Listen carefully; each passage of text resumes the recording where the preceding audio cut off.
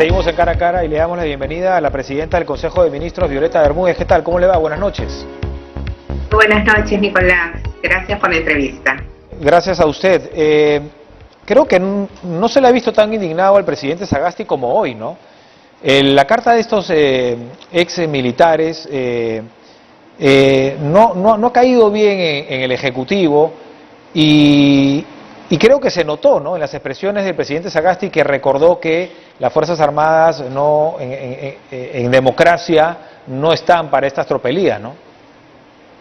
Claro, como todos sabemos, las Fuerzas Armadas en democracia no son deliberantes, las Fuerzas Armadas respetan la neutralidad y la verdad es que es una carta bastante, yo diría, agraviante contra las propias Fuerzas Armadas, porque las Fuerzas Armadas nos han demostrado que son respetuosas de los valores democráticos. Durante el tiempo de pandemia han cumplido un rol importantísimo y trabajamos codo a codo entre la autoridad civil y las Fuerzas Armadas. Pero una cosa que nos ha indignado mucho es que esta carta también pone en duda la neutralidad del Poder Ejecutivo. Y como a toda la sociedad le consta, uno de los ejes claves de la gestión del gobierno de transición y de emergencia ha sido precisamente garantizar unas elecciones libres, unas elecciones limpias y transparentes. Nosotros hemos brindado el apoyo que han requerido y que requieren los órganos electorales, pero nos hemos mantenido siempre respetuosos del principio de neutralidad, y esta carta lo deja en duda. Antes de esta conferencia, digamos, ¿ustedes han podido recibir algún reporte del Comando Conjunto de las Fuerzas Armadas sobre el tema? Que, por cierto, usted bien recuerda, están trabajando en conjunto. Hoy, en la lucha contra la pandemia, se está desarrollando una gran labor de acción cívica por parte de las Fuerzas Armadas.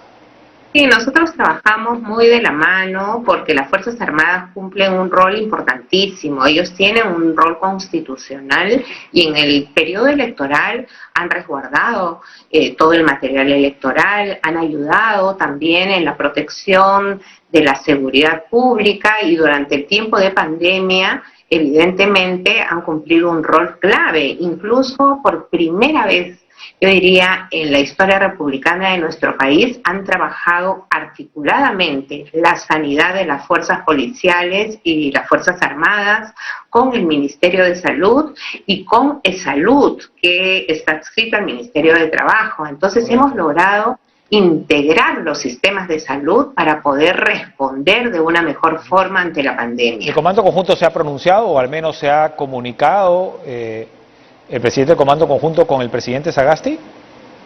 Bueno, sí, el presidente Sagasti ha conversado, siempre conversa porque el presidente de la República también es jefe supremo de las Fuerzas Armadas. Correcto. ¿No? Nosotros tenemos absoluta confianza en la lealtad constitucional de nuestras Fuerzas Armadas y por eso es que nos parece realmente muy mal un grupo aparentemente, y digo aparentemente, de ex militares, porque la carta solamente viene firmada por una persona y las demás son listas de nombres de personas, incluso algunas de ellas han sido identificadas como personas fallecidas. Sin embargo, como ha ingresado oficialmente a mesa de partes de los tres institutos, hemos decidido hacer este pronunciamiento. ¿Qué está pasando en su opinión en el país, ¿no? Polarizados y con estos agravios y a veces sin respetar la investidura, ¿no? Se escuchó por ahí a un periodista decir, vamos a Palacio a sacar al presidente que debe estar durmiendo o algo así, ¿no? Sí. Y creo que a raíz de esto también se reunió y pronunció el Consejo de Estado, ¿no? Estamos llegando a los límites ya. Sí, la semana pasada el Consejo de Estado sacó un comunicado precisamente porque estamos en un momento en que se requiere mucha tranquilidad y sobre todo mucho respeto a nuestras instituciones, en general instituciones democráticas, pero en particular a nuestros organismos electorales. Nuestros organismos electorales han demostrado en las últimas décadas, no estoy hablando de la última elección, en las últimas décadas, que están haciendo un trabajo serio, un trabajo profesional, bajo estándares reconocidos por los observadores tanto nacionales como internacionales. Entonces, pedimos a toda la población, pero de manera especial a las organizaciones políticas en contienda electoral, que tengan bastante calma y bastante mesura también al referirse a nuestros organismos electorales. Ellos están haciendo su trabajo, que terminen su trabajo y una vez que se proclame a la persona que dirigirá los destinos de la nación en los próximos 5 años, me parece que también como sociedad tenemos pues que todos trabajar unidos. Las elecciones siempre tienen como resultado la elección de una sola persona como presidente o presidenta de la República. Esperemos pacientemente a ese momento porque todavía el proceso no ha culminado. Entonces no entiendo por qué no dejamos hacer a los órganos electorales su trabajo con tranquilidad. Bueno, entiendo que el gobierno, el Poder Ejecutivo está dejando hacer su trabajo también a las instituciones, ¿no? Y también se ha mantenido neutral, digamos, en todo este proceso. Algo que ha destacado, por ejemplo, organismos internacionales y los veedores, ¿no? Sí, nosotros desde el momento en que el presidente Sagasti asumió el encargo de dirigir el gobierno de transición y emergencia y designó a su gabinete, lo primero que nos encargó es respetar de manera irrestricta el principio de neutralidad. Una de las tareas de este gobierno de transición ha sido precisamente garantizar, ¿no?, que los organismos electorales cuenten con todos los recursos que requieren, ¿no?, con toda la seguridad que requieren para llevar a cabo su labor. Y hasta ahora, todo el proceso electoral se ha desarrollado dentro de los estándares de todo proceso electoral que conduce a ser calificado como una elección limpia, libre y transparente. Entonces esperemos a que concluyan con su labor y luego nos den los resultados electorales. Así son las reglas democráticas. Claro. Ahora, ¿le genera alguna opinión lo que está pasando en el Congreso? Esta moción de censura, lo decía la congresista Omonte, solo contra los vicepresidentes, en una figura que yo, la verdad es que nunca antes había visto, ¿no? Y que hay quienes sospechan podría alcanzar al presidente Sagasti, siendo él el titular del Parlamento, que luego asumió la presidencia interina, ¿no?, de la República. Y lo que ha venido pasando, ¿no?, digamos, en las últimas semanas, con la intención de hacer reformas constitucionales que necesitan mucho debate, ¿no?, a profundidad, y la elección de los miembros del Tribunal Constitucional, en un momento, ya lo dijimos, delicado. Claro, una cosa que es importante informar a la ciudadanía es que si bien el presidente Sagasti, en su calidad en aquel momento de presidente del Congreso, asume la presidencia de la República, ¿no?, ante la crisis que se presentó en el mes de noviembre, él ahora no es presidente del Congreso, él es el presidente de la República, es decir, preside el Poder Ejecutivo, el presidente de toda la nación. Quien preside el Parlamento es quien entonces era la vicepresidenta, pero hoy día es la presidenta del Parlamento, que es la señora, la congresista Mirta Vázquez. Claro, parece que ni ellos lo tienen claro, que incluso así lo mencionan, ¿no? Ellos mismos dicen que no buscan alcanzar al presidente Sagasti. Pero bueno, entonces eso es el presidente de la República. Correcto, Desde el correcto. momento que el Congreso le encargue esta función, él jura como presidente de la República. Por eso le menciono, parece que ni ellos no tienen muy claro esta figura porque lo mencionan, ¿no?, que solamente van por los vicepresidentes para no alcanzar al presidente Sagasti. Podrían ir contra toda la mesa directiva, pero bueno, nos gana un poco el tiempo y quería preguntarle sobre las medidas sanitarias que se han ajustado en Lima y Callao contra el COVID-19 y sobre las vacunas, ¿no? ¿Cómo se está avanzando en ese sentido, ministra? Bueno, gracias por su pregunta. En realidad en Lima y Callao, dado el descenso de los contagios y en el número de fallecidos, que es más o menos constante en las últimas semanas, Lima y Callao han pasado de una situación de riesgo muy alto a riesgo alto. Por eso es que los aforos se han ampliado un poco más.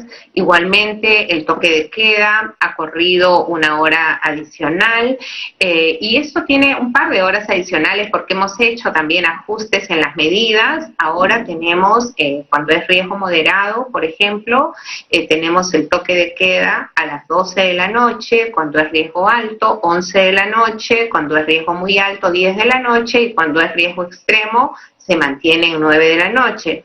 Esto también con el objetivo de poder ir ampliando las actividades económicas, pero también que las personas podamos ir adaptándonos a esta situación que lamentablemente todavía nos acompaña. La pandemia todavía nos va a acompañar algunos meses, porque la inoculación, es decir, el proceso de vacunación, está avanzando muy bien, a buen ritmo, pero va a ir ampliándose de manera progresiva. Claro.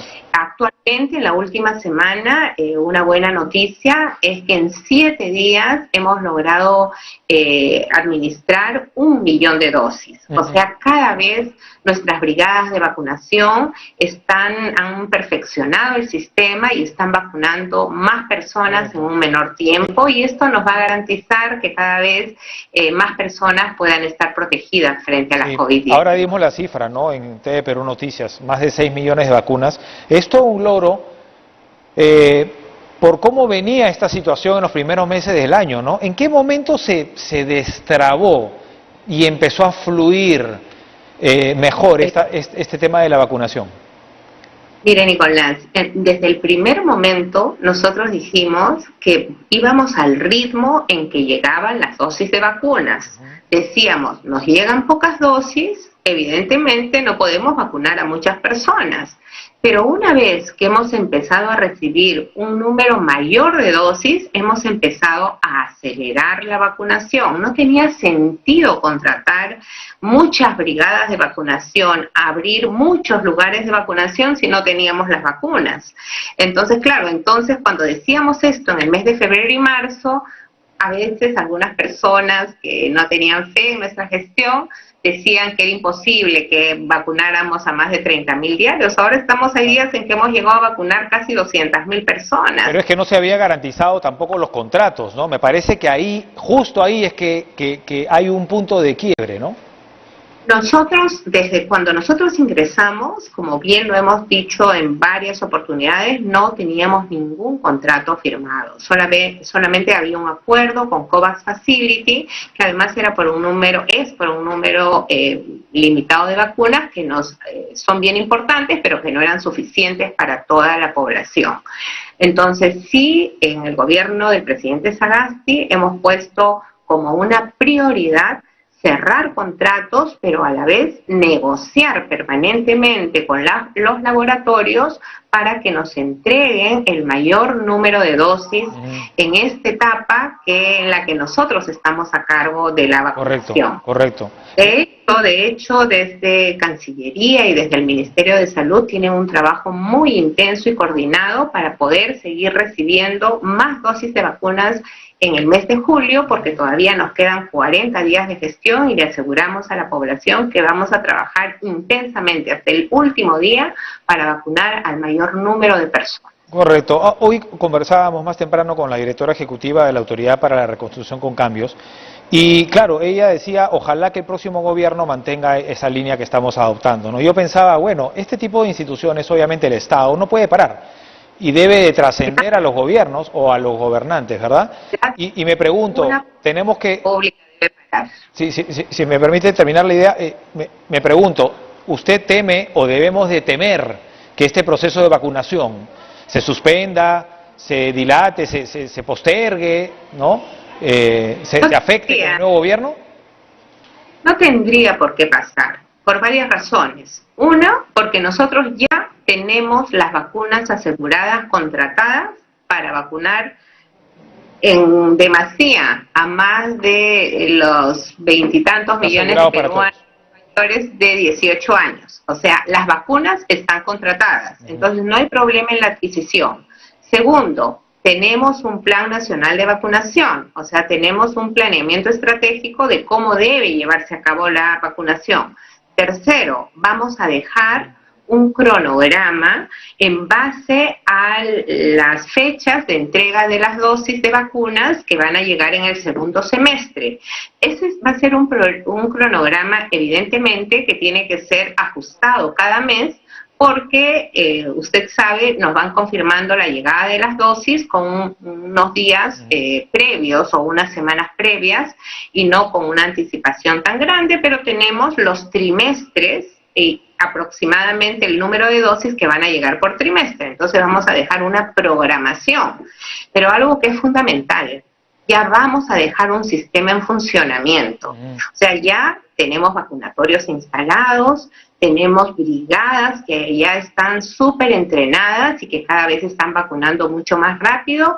Tenemos una plataforma informativa en la web, en el repositorio único de información del MINSA, el REUNIS, que cualquier persona puede entrar y puede acceder a su vacunación. Y tenemos un sistema que es precisamente la página web Te Pongo el Hombro, que nos ayuda también a identificar cuándo es que nos toca ser vacunados. Entonces vamos a dejar todo el sistema listo como para que hoy día salimos y mañana continúa teniendo. Correcto. Muy bien, y así debería de ser, ¿no? En realidad, ¿no? Las políticas deben de ser enfocadas, deben enfocarse como políticas de Estado, más que de gobierno, y ver al país como, al Perú como nación, ¿no? Y no como país. Y además, y adicionalmente, una vez que el Jurado Nacional de Elecciones proclame a la persona que va a gobernar nuestro país en los próximos 5 años, también tenemos un periodo que es un periodo en que nosotros hacemos una transferencia de gestión y la nueva administración recibe la gestión. Correcto. Nosotros queremos que esta transferencia sea solo administrativa. Queremos que, como lo ha dicho bien el presidente de la República, sea como una carrera de postas, que en un momento corramos juntos para que no haya ningún bache en el desarrollo. En esa transición, ¿no? Del gobierno a gobierno. Bueno, nos ha ganado el tiempo. Muchas gracias por atender nuestro llamado, ministra. Muy amable. Muy buenas noches. Gracias, buen fin de semana. Violeta Bermúdez, presidenta del Consejo de Ministros, estuvo aquí en Cara a Cara. Hacemos una pausa, volvemos con lo último.